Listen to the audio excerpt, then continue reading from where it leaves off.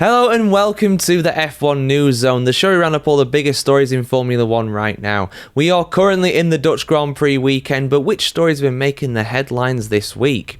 This week, Cadillac has confirmed their drivers for their debut season next year. McLaren has said that they are aware of the threat that Ferrari pose in the remaining 10 rounds of the campaign. And we bring you all of the action from Zandvoort's qualifying session for the Grand Prix today. If you're watching on YouTube, skip to the timestamp in the video description to watch the story that you are most interested in. So, without further ado, let's dive in. So, it's been officially confirmed now. Cadillac have announced who their two drivers are going to be for their inaugural season in Formula 1 next year. And these are Sergio Perez and Valtteri Bottas. A lot of rumours that it was going to be Drugovich or Herta or Palou or someone like that, someone who had never appeared in Formula 1 before, but instead they have gone for experience, gone for two drivers who were excellent backup at two of the best teams in Formula 1 when both of them were there. Of course, Bottas at Mercedes for years and also Perez at Red Bull as well. Interesting announcement, interesting they've chosen right now just before we get back from the summer break. I'm going to give my thoughts about this, guys, but first, let us hear it from Cadillac. Let's have a look at what Cadillac have had to say about these two drivers making their return to Formula 1 next year on the F1Chronicle.com as always, guys. The Cadillac Formula 1 team today announced the signing of two-star drivers, 10-time Grand Prix winner Valtteri Bottas and fellow F1 standout and 6-time Grand Prix winner Sergio Checo Perez to lead the team into its debut season in Formula 1 next year. Together, Bottas and Perez bring an unmatched blend of experience, leadership, and technical acumen, positioning the Cadillac Formula 1 team to hit the ground running as it joins the world's most elite racing series. With more than 500 Grand Prix starts between them, wow. I knew it was a lot. I didn't think it'd be that many. Wow. Over 100 podiums. Seriously, 100 podiums between the pair of them. Wow. And deep development expertise, the pair will play a central role in shaping the team's competitive foundation from day one. From the moment I began speaking with the Cadillac Formula 1 team, I felt something different, something ambitious, but also grounded, said Bottas. This isn't just a racing project, it's a long-term vision. It's not every day that you get the chance to be part of something being built from the ground up and helping shape it into something that truly belongs on the F1 grid. I've had the honour of working with some of the best teams in the world, and I can already see the same professionalism and hunger here. This is an iconic brand with a big legacy in American motorsport, and to be a part of the story as it enters the world stage of Formula 1 is incredibly special for me. I'm looking forward to representing the American spirit of racing on the greatest circuits in the world. I'd also like to thank Mercedes for their unwavering support and sportsmanship in facilitating such an exciting step.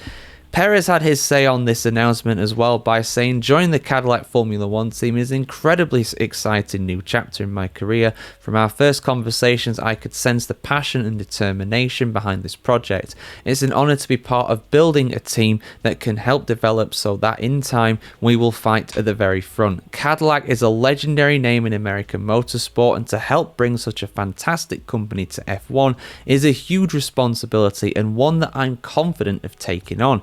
I'm proud to be part of such an ambitious and meaningful project from the very beginning. I'm really pleased to be part of such a dynamic lineup, and together I believe that we can help shape this team into a real contender. The team of the Americas. Haas aren't going to like that. We were counting on support from across the continent, and we want to make everybody proud. And then there's some words just in the press release towards the end there. Go to the F1Chronicle.com if you want to read those out. But yeah, we've heard from the drivers. I've had my say on this. I mean, it's been Bottas and Drugovich. That's been the heavy rumour for quite some time now. And I think, to be honest with you, this is a much safer option than going for Drugovich as well, because he is an unknown quantity in Formula 1. You know, if you're thinking cynically, you might think, well, maybe there's a reason why he's never got his F1 debut despite winning in Formula 2. I think that reason largely is Lance Stroll and Lawrence Stroll, to be honest with you. But, you know, maybe there's a reason for that. And going for two drivers like this, I think is really good. I think it's really good. It's the most sensible option. Two drivers with something to prove. You know, not leaving Formula 1 on their own terms. You know, they got something to very much come back for and improve with. So I'm really excited to see it. It's great to have Perez and Bottas back in F1 officially next year, and Cadillac with their drivers officially announced now. So you guys get your thoughts in the comments below. For me, brilliant choices. A coup, I would say, to get both of these two in a new Formula 1 team. Really, really is. Who has the edge right now in the Formula 1 Drivers' World Championship battle? Oscar Piastri has a slight advantage in the points, but Lando Norris has won the last few races in a row, so who really has the edge right now? It's kind of flip of a coin, really. It seems as though at one moment it's going to be Norris, and at the next moment it's going to be Piastri instead. I still would say that most people favour Piastri, not least because, of course, he has that mental edge, some people say. He's smarter, he's cooler under pressure. Although, in fairness, Lando Norris, since he made that mistake at the Canadian Grand Prix,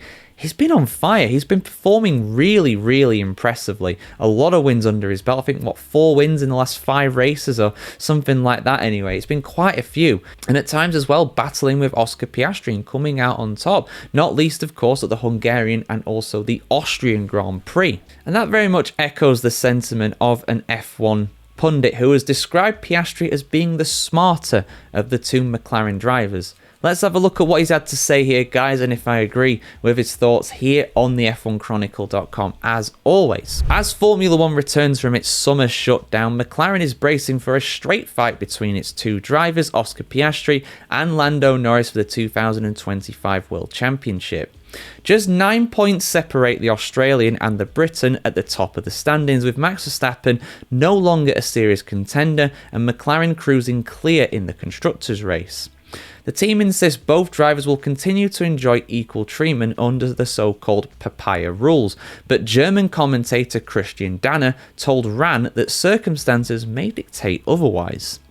I think the team has a very clear position. The main thing is that a McLaren driver becomes champion. Who exactly it is in the end does not matter much, he said. To the team at least, to the drivers it does. Winning the Constructors' Championship is almost guaranteed, and so far no one is exerting serious pressure from the outside.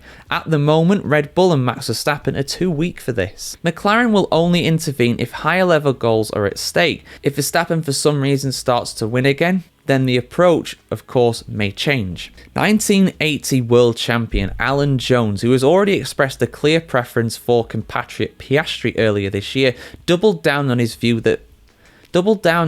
in fresh comments to German broadcaster RTL and NTV. He has all the qualities you need, in my opinion, to be a super successful driver in Formula 1, said the 78-year-old. Oh my god, he's 78 years of age now, Alan Jones. Wow. Every now and then, someone comes along who is successful no matter what they do, and he's one of those people. He was successful in F3, he was successful in F2, and now he's leading the World Championship. I believe if he wins the World Championship, he'll be the first driver to win F3, F2, and F1, in its current guise anyway. Of course, go back to the F3000 and F2 days back way in the day. There might be somebody who did the same, but in the modern era, nobody has done what Piastri may achieve this season. Jones believes that Piastri's mentality gives him an edge over Norris. There are some drivers out there who enjoy their time outside of the cockpit more than their time in it. With him, you know, he's committed, he has a goal, and he'll do whatever it takes to achieve that. He'll do whatever it takes to win a race. That's what you have to do. On Norris, Jones reiterated his scepticism. In terms of mentality, Piastri, has an advantage over Lando. I think Lando is a bit weak mentally. Anyone who comes out and admits they have a slight mental problem has already lost before the start. You have to stay very focused, not tell anyone anything, and not reveal any secrets. Jones also suggested that Piastri could be tactically smarter within the team. Perhaps he is smarter in the sense that he stays on his side of the garage. He is not involved in politics. He is a man of few words. Perhaps he is acting more psychologically astute. Perhaps, yeah. I mean, he's very much a man of few words. I met him very briefly a couple of years ago. The only way the man can be more laid back is if he was horizontal. I mean, you know, he's so chilled out, you would never guess that he's a Formula 1 driver.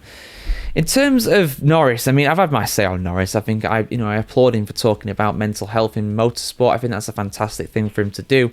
But maybe from a pure competition point of view, that is giving away your secrets a little bit. Perhaps it is. I do think that Norris, though, whether he's, seen as sports psychologist or a regular psychologist or counsellor or something like that, he does seem to have really turned a corner since the Canadian Grand Prix. He's not looked even slightly like making the same level of mistake again. despite being in several battles after that point. Austria and Hungary, of course, the most notable of them, you know.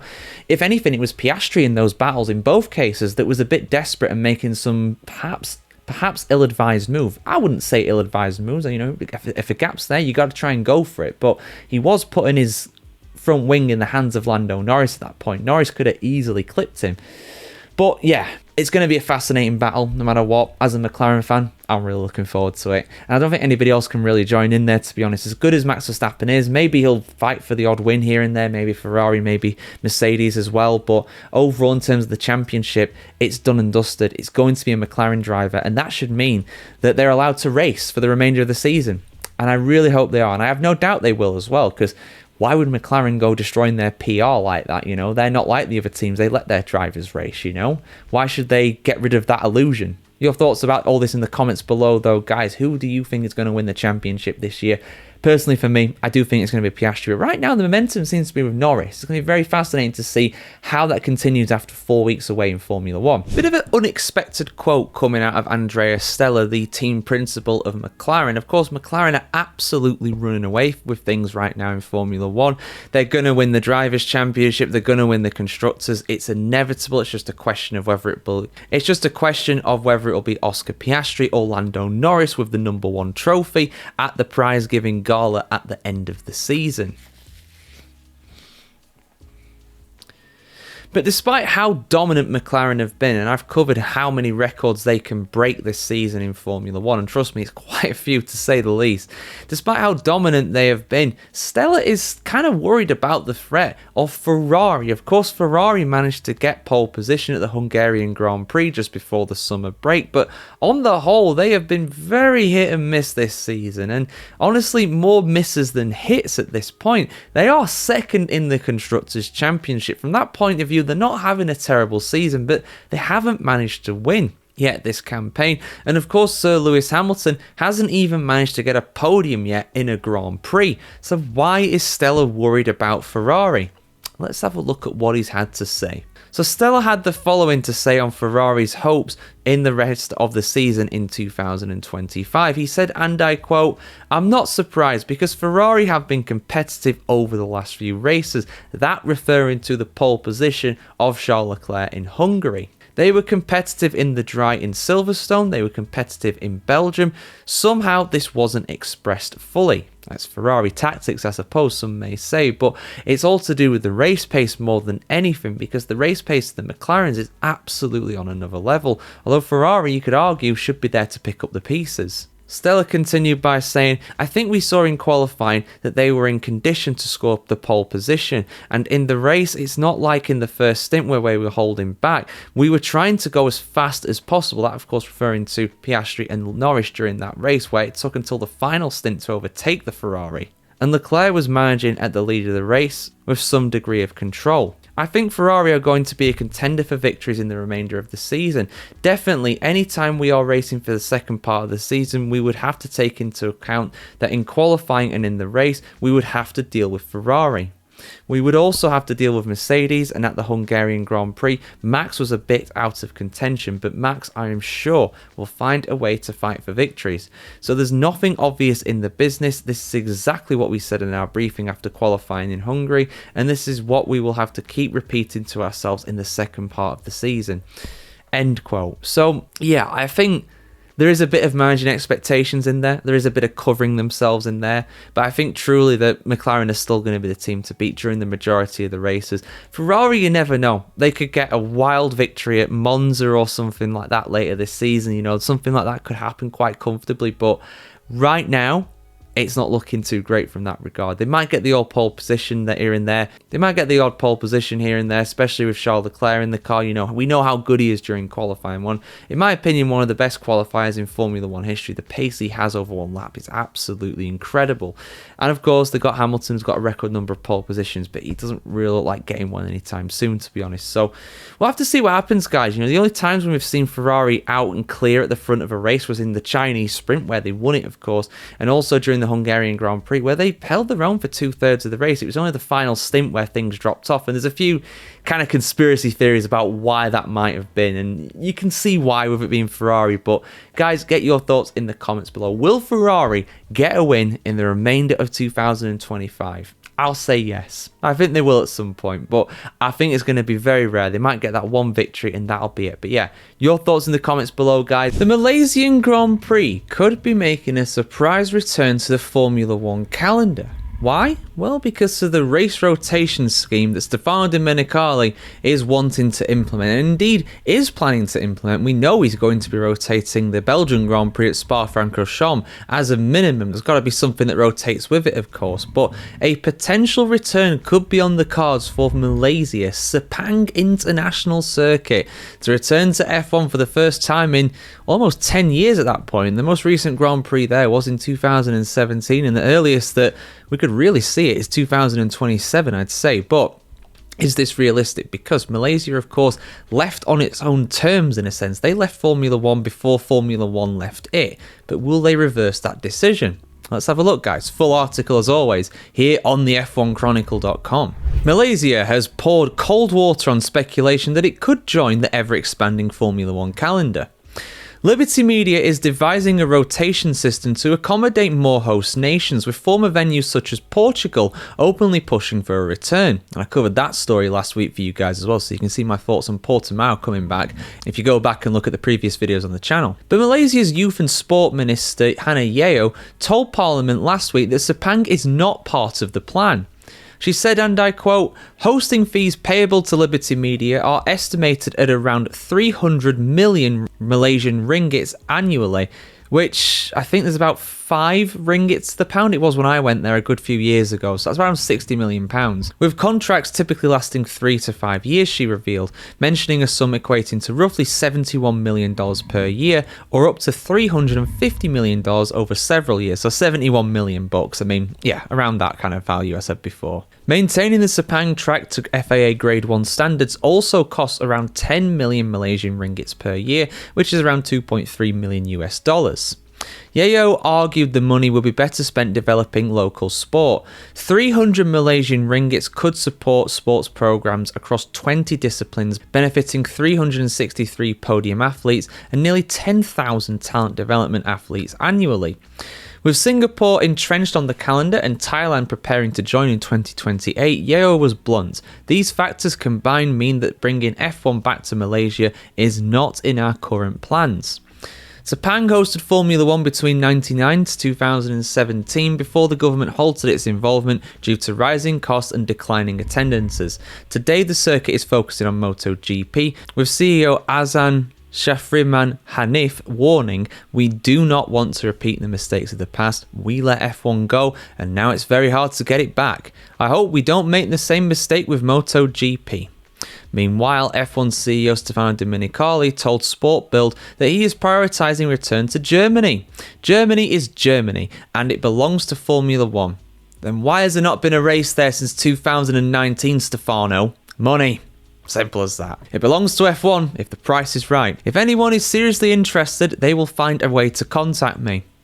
But time is running out. There is a long list of countries waiting, with their prime ministers and royals who absolutely want to have a race and will pay us more money than European countries like Germany. Oh, sorry, he didn't say that, did he? But we knew what he meant. So yeah, I mean, the sports minister lady, you know, she kind of hit the nail on the head with that, really. I mean, Malaysia's not going to come back into F1. I don't see it. They've got MotoGP there. They love their motorcycle riding there. They left because the attendances were declining. I mean, if they come back to F1, the attendances will be back up because, you know, F1's pretty much sells out everywhere it goes at this point, you know. And I think Malaysia would be no exception to the rule, but the fact that you've got Singapore on its doorstep, you've got Thailand, of course, coming in as well, that would limit the amount of people going to Malaysia.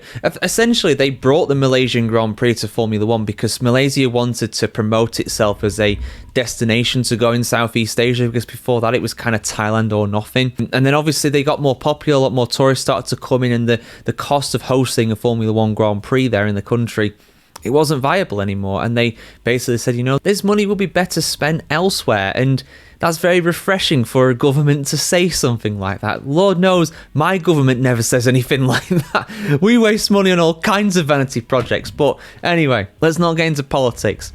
What do you think, guys? Would you like to see Malaysia back? From a pure racing point of view, I would love to see it back. I think it's a great track, and I think it's better than probably half of the calendar at this point, personally. But we're not going to see it back for me. Never going to happen. Your thoughts in the comments below, guys. All right, everybody, let's go through all the main highlights from the Dutch Grand Prix qualifying session. All of the action on Saturday around Zandvoort. We got some surprise results lining up when it comes to the grid for tomorrow's race. So let's dive in, guys. Let's have a look. And let's start with Aston Martin. Now, Aston Martin had a pretty mixed session overall. They were very much riding the crest of a wave coming into this one after Friday practice. Both Lance Stroll and Fernando Alonso looking very, very strong coming into this one with their results in those sessions on Friday. However, it all kind of fell apart, unfortunately, for them on Saturday, especially for Lance Stroll, who crashed out in Q1, his second crash of the weekend. At least he could drive this one back, but unfortunately for him, he lines up back of the grid, P20 and last. Fernando Alonso fared better. He got into Q3, but he only got P10, so he's on for points, but it's not looking quite as optimistic really for that team, not quite as positive for that team, I should say, really, when it comes to the race. But Aston Martin should at least get some points, which is better than some of their rivals like Williams will likely manage given their performance in qualifying. A real surprise result in a good way though for Isaac Hadjar, the man of qualifying really for me. P4 in that Racing Bull was seriously impressive. He had fantastic pace, only Max Verstappen and the McLarens ahead of him during this session. Liam Lawson as well, shout out to him, another Q3 appearance, another solid performance for him in the Racing Bull. He lines up in P8 for tomorrow's race. Next up, Ferrari. Now, they were disappointing according to Charles Leclerc, especially on the radio. I don't think their results were that bad, really. I mean, it wasn't great, P6 and P7 for Leclerc and also Lewis Hamilton as well. Leclerc at least beating his teammate like he normally does in qualifying. But yeah, Leclerc saying that his performance was really bad. I mean, he didn't use that word, he used a stronger word, actually. I mean, it wasn't terrible, really. I mean, it just looks as though Ferrari didn't really have the pace of the McLarens, the Red Bull of Max Verstappen, and also the Mercedes-Benz of George Russell as well. So yeah, not the best day for Ferrari, not the worst day either. They've still got a chance of some solid points for tomorrow's race. Max Verstappen next, like I said, he was the closest challenger to the two McLarens, to the two Papaya cars. They were absolutely untouchable today, were the McLarens. But Max Verstappen, P3, given how bad they were in Hungary, I think he will more than take that. It looks as though Max could have challenged the two McLarens going through. It looks as though Max could have challenged the McLarens through part of Q3. It was potentially on, but he was really quick in the second sector. However, in the first and the third sector, he was markedly slower than the two McLarens. But which one of the two McLarens got pole position? Lando Norris, of course, coming into this one on good form. He dominated the Dutch Grand Prix 12 months ago. But it's Oscar Piastri on pole.